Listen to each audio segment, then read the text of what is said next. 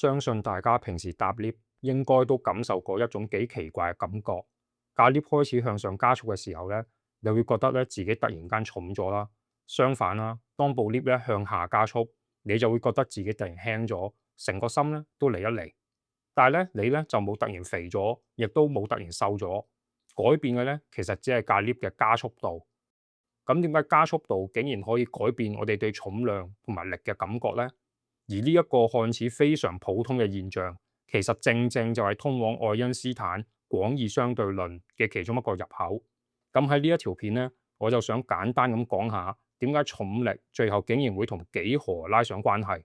而如果重力可以用幾何去解釋，咁佢其實係咪只係一個幻象嚟嘅呢？By the way，記得 subscribe 啦。之後咧會有更加多影片同大家分享唔同嘅物理啊，以及數學有關嘅故事同埋知識嘅。咁我哋去翻個正題先啦。首先咧，我哋平時感受到嘅重量咧，其實就唔係你有幾個公斤咁簡單。當你企喺架 lift 入面，地板咧就一直有個力咧向上托住你，所以咧你唔會穿過塊地板咧跌咗落去。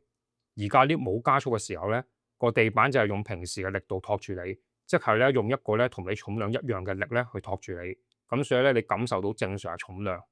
咁當架 lift 咧開始向上加速，咁個地板咧就要用更加大嘅力度咧將你向上推。咁所以咧你就會覺得自己重咗啦。如果你企喺一個磅上面，個磅嘅讀數咧亦都會暫時增加。相反啦，當架 lift 咧開始向下加速，咁個地板就唔需要再用咁大力咧去托住你。所以咧，你就會覺得自己輕咗，咁喺磅上面嘅讀數咧，亦都會降低，即係話咧，你感受到嘅重量唔單止取決於地球嘅重力，仲係取決於你所在嘅參考系統究竟有冇加速。而當我哋身處一個參考系統入面咧，會感覺到好似有一股額外嘅力量出現咗。舉個例啊，如果架車突然向前加速，你咧個人咧就會咧好似被推向後面，但係其實咧係冇一隻手咧真係向後推你噶嘛。只係你個身體咧想保持原本嘅運動狀態，但係架車同埋張凳咧就率先咧向前加速啦。咁為咗喺架車入面可以描述到呢種效果咧，我哋咧就會加入一種叫做慣性力嘅概念。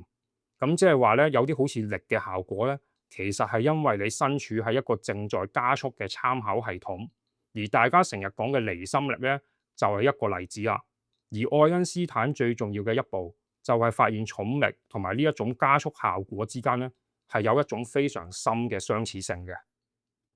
咁依家咧，我哋就一齊做一個假想實驗啦。咁你想象你自己喺一間冇窗嘅房入面，你咧就感覺到個地板托住你啦。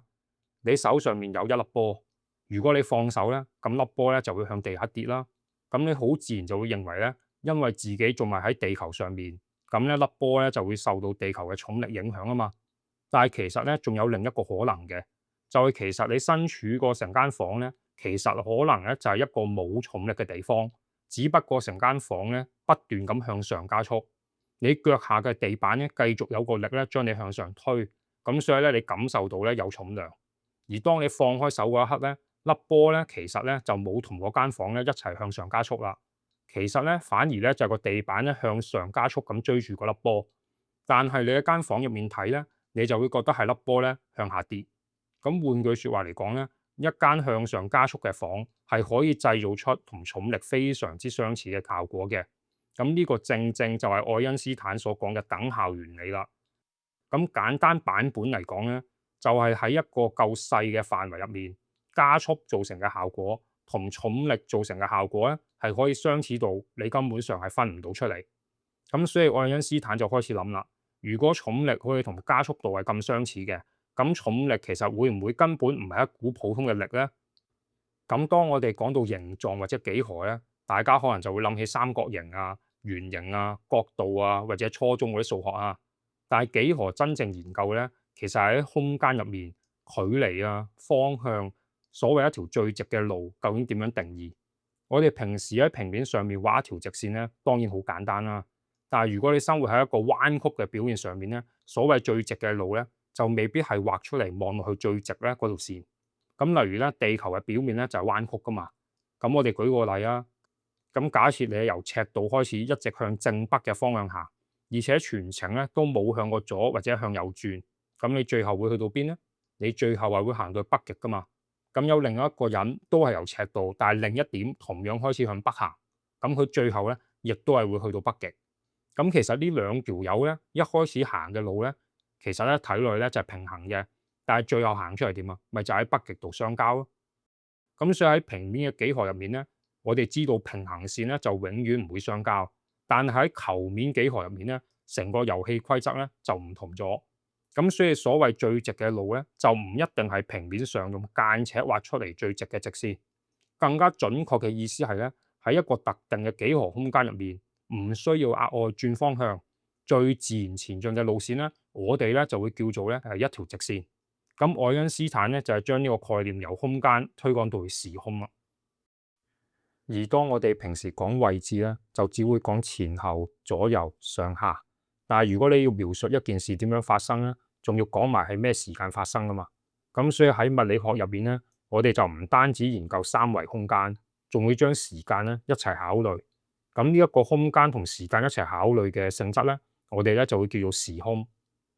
咁喺愛因斯坦嘅廣義相對論入面咧，就提出有質量同能量嘅物體咧，係會改變周圍嘅時空幾何嘅。咁例如太陽嘅質量咧就非常之大啊，咁所以太陽周圍嘅時空咧就唔再係完全平直嘅，而係咧會出現彎曲。咁點樣去理解地球繞住太陽行咧？如果我哋用牛頓嘅諗法咧，就係太陽透過重力不斷將地球拉向自己，但係地球本身咧一路咧都有一個向前嘅速度。同時間咧，又俾太陽嗰個引力咧向內拉，咁所以最後咧就形成一條軌道。咁呢一個諗法咧已經係非常好用，而且對日常嘅計算咧已經係非常之準確。但係愛因斯坦咧就提供咗另一幅圖像，就喺廣義相對論入面咧，地球咧就唔係咧俾一股無形嘅力量咧不斷咧扯住咁嚟轉彎，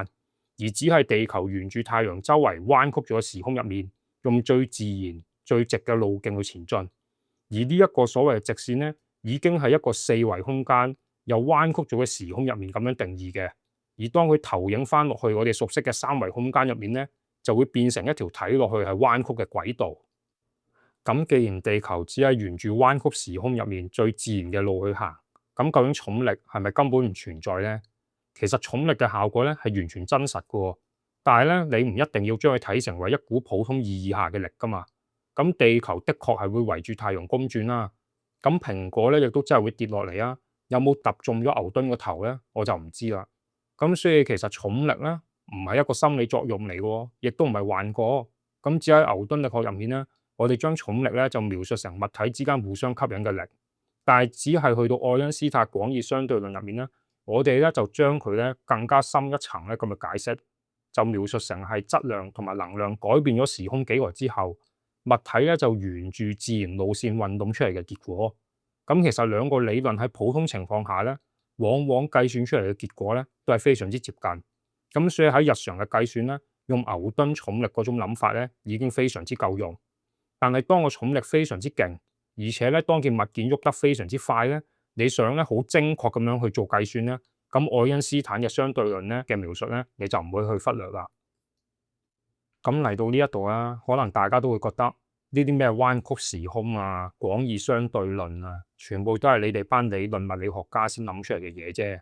但係其實咧，你每日用緊嘅 Google Map 咧，已經間接用緊廣義相對論㗎啦。GPS 衛星喺地球上空運行咧，因為佢哋嘅速度同埋所處嘅重力環境咧，同地面就完全唔一樣嘅。咁所以衛星上面嗰啲時鐘同埋地面上面嘅時鐘嘅速度咧，就會出現少少嘅差異。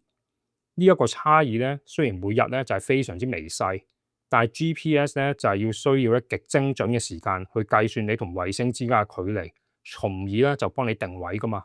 如果你完全唔去修正呢一啲相對論帶嚟嘅時間差別咧，咁個定位誤差就會越積越大啦。咁所以咧廣義相對論咧就唔只係一個咧非常之漂亮嘅物理理論嚟嘅，而佢咧係真係影響緊我哋嘅日常生活。咁至於點解速度會影響時間？重力又點解會令到時間行得唔同咗呢？咁呢一堆概念咧就比較複雜啦。如果大家有興趣嘅，咁我之後咧都會詳細同大家解釋嘅。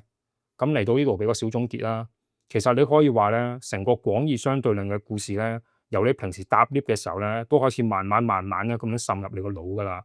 而更加有趣嘅咧，就係呢一個100幾年前由愛因斯坦發展出嚟嘅幾何理論，今日咧，甚至乎喺你部 iPhone 入面，或者你用其他電話都好啦，你用 Google Map 嘅時候咧，都會出現。